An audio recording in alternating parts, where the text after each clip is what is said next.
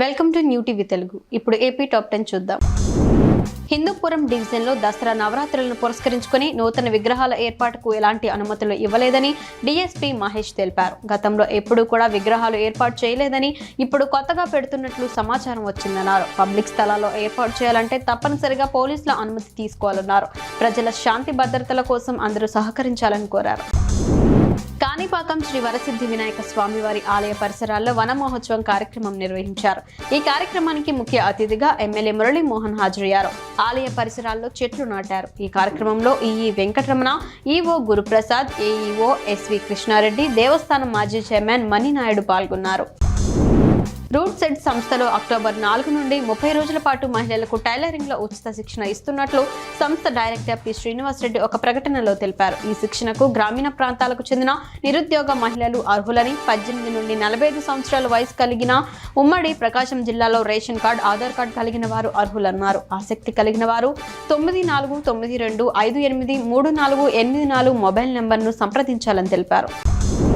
కార్మికుల సమిష్టి పోరాటంతోనే కేంద్ర రాష్ట్ర ప్రభుత్వాలు దిగివచ్చి విశాఖ ఉక్కు కార్మికుల సమస్యను పరిష్కరించినట్లు కాంగ్రెస్ నేత తులసిరెడ్డి పేర్కొన్నారు. వేంపల్లిలో ఆయన మాట్లాడుతూ 48 గంటల్లో తొలగించిన కార్మికులను తిరిగి ఉద్యోగాల్లోకి తీసుకోకపోతే నిరాహార దీక్ష చేస్తామని మా అధినేత షర్మిల ప్రకటించడంతో ఉద్యోగాల నుంచి తొలగించబడిన 4290 మంది కాంట్రాక్ట్ కార్మికులను తిరిగి తీసుకున్నారని అన్నారు.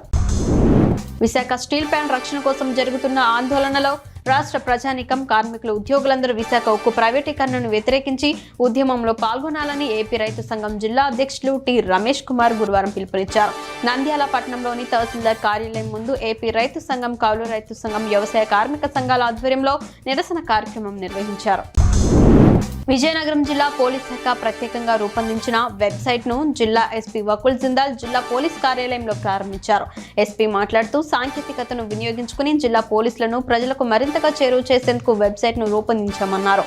ప్రజలు వెబ్సైట్ ను సంప్రదించి పోలీస్ శాఖ అందిస్తున్న సేవలను సద్వినియోగం చేసుకోవాల్సిందిగా కోరారు. కొత్తూరు మండలం మెట్టూరు, బిట్టు 2 సచివాలయంలో ఉపాధి హామీ అధికారులు గ్రామ సభ నిర్వహించారు. టెక్నికల్ అసిస్టెంట్ సంజీవరావు మాట్లాడుతూ గత సంవత్సరంలో మిగిలి ఉన్న పనులను 2025 మార్చిలోపు పూర్తి చేయాలని పేర్కొన్నారు. 2025-26 పనులు ఏప్రిల్ నెల నుండి ప్రారంభమవుతాయన్నారు. రైతుల డాక్యుమెంట్లు పరిశీలించి పనులు గుర్తిస్తామన్నారు. సర్పంచ్ ధర్మారావు, ఉపాధి వేతనదారులు పాల్గొన్నారు. హిందూ సనాతన ధర్మం ప్రపంచంలోనే శక్తివంతమైందని టీడీపీ రాష్ట్ర ఉపాధ్యక్షులు, మాజీ శాసనసభ్యులు బోరగడ్డ వేదవ్యాస్ అన్నారు. టీటీడీ లడ్డూ విషయంలో గత ప్రభుత్వం చేసిన నిర్వాహకానికి నిరసనగా ప్రాయశ్చిత్త దీక్ష చేస్తున్న ఉప ముఖ్యమంత్రి పవన్ కళ్యాణ్ కు మద్దతుగా పెడన నియోజకవర్గం కృత్తివెన్ను మండలం మాట్లం గ్రామంలో కూటమి నాయకులు పూజలు నిర్వహించారు. ఈ సందర్భంగా ఆయన అమ్మవారి ఆలయ మెట్లు శుభ్రం చేశారు. రాష్ట్ర ముఖ్యమంత్రి మచిలీపట్నంకు వరాల జల్లు కురిపించడంతో మహర్దశ పట్టనుందని రాష్ట్ర ఎక్సైజ్ శాఖ మంత్రి కొల్లు రవీంద్ర పేర్కొన్నారు. మచిలీపట్నంలో ఆయన మీడియాతో మాట్లాడారు. మచిలీపట్నంలో స్వచ్ఛతా హీ సేవ సందర్భంగా ముఖ్యమంత్రి చంద్రబాబు నాయుడు మచిలీపట్నం పర్యాటక విజయవంతమైందని సంతోషం వ్యక్తం చేశారు. స్వయంగా సీఎం చెత్తపై పన్ను రద్దు చేస్తానని హామీ ఇవ్వడం చాలా ఆనందంగా ఉందన్నారు. అనకాపల్లి జిల్లాలోని ఫార్మా పరిశ్రమలలో పనిచేస్తున్న కార్మికులకు దసరా బోనస్ చెల్లించాలని సిఐటియు జిల్లా ఉపాధ్యక్షుడు గనిశెట్టి సత్యనారాయణ డిమాండ్ చేశారు. ఈ మేరకు కార్మికులతో కలిసి పరవాడల్లో ప్లకార్డులతో నిరసన తెలిపారు. వేతనాల్లో 20% బోనస్ గా కార్మికులకు చెల్లించాలన్నారు. ఫార్మా కంపెనీల యాజమాన్యాలు బోనస్ చెల్లించే విధంగా రాష్ట్ర ప్రభుత్వం చర్యలు తీసుకోవాలని విజ్ఞప్తి చేశారు.